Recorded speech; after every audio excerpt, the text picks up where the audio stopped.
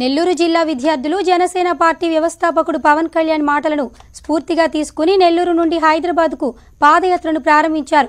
Vikrama Simhapuri university అక్రమాలపై దర్యాప్తులు జరిగే విధంగా చూసి విద్యా వ్యవస్థను కాపాడాలని పాదయాత్రను ప్రారంభించామని విద్యార్థులు వెల్లడించారు.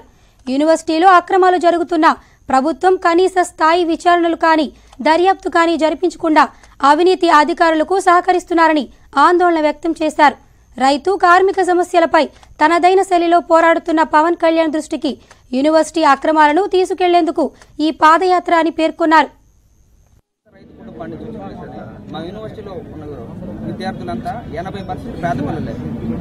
ప్రభుత్వం నుంచి వచ్చే స్కాలర్షిప్స్ తోనో ఇంకో దాంతోనో చదువుకునే వాళ్ళు. మా అమ్మ నాన్న కూలీ నాలి చేసి చదివిస్తున్నారు తప్ప ఇంకోటి లేదు.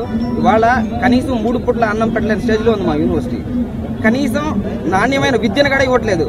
విద్యను అమ్ముకోవడం తెలుస్తుందే కానీ వాళ్ళకి మా ఒక డిపార్ట్మెంట్ లో అయితే 2 సార్లు 3 సార్లతో రన్ చేస్తున్నారు వాళ్ళు. కనీసం మాకు అందాల్సిన ఫలాలని అసలు ఏమీ అందట్లేదు.